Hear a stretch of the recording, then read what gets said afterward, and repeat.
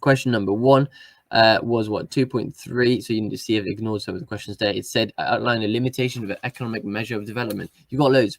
You have to make a point, explain it. You could make 2 points, sorry, in this case, and explain it. But they show an awareness of how economic growth is measured. However, it completely ignores people's quality of life. It ignores inequality within a country. It's an average. Okay, not everyone in Saudi Arabia is rich despite its high GNI. It doesn't record things like literacy rate, aspects like gender equality. So it gives you no idea about the social impact of social evenness of development in a country. So that was kind of what I wanted you to talk about there. 2.4, explain how physical and economic factors have caused uneven development. There is nice and easy. A lot of you did it well. Physical factors, talked about the fact that countries are landlocked, doesn't have access to a port, makes it harder to trade with the rest of the world. Natural hazards, a country like the Philippines or Haiti spends an awful lot of money on rebuilding the same buildings again and again and again and again after hazards. Okay, so that money is wasted and therefore, used but not invested in economic growth. It might have climate change related diseases, so it could be famine, it could be malaria. All these will have a massive impact on people's health and therefore on people's ability to be productive and earn a living and pay taxes. So economic factors, well, you might remember there's high income countries sell high valuable products. So your iPhone is built in China but it's sold, it's designed in California. So Apple gets the money goes to the US, but all the little teeny tiny detail which wasn't worth much was made in China. So the US gains the biggest profit from selling the iPhone to you rather than China selling the chips to Apple. So you've got an example here of Ivory Coast sells the cocoa bean.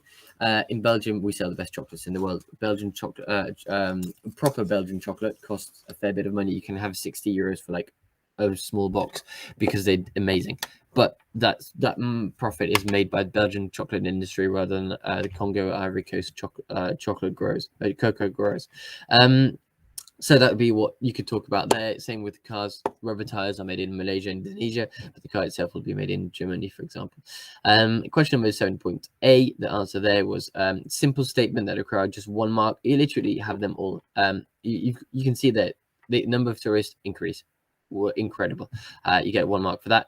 The other one, using figure 7B, state 1 benefit. You literally just read through, pick a benefit, give it to me. That's it. Okay, so you really can't get those wrong. And the final question was a 6-mark question asking you to say tourism is an effective way of reducing the development gap. Do you agree? Use it 7.7A and 7B.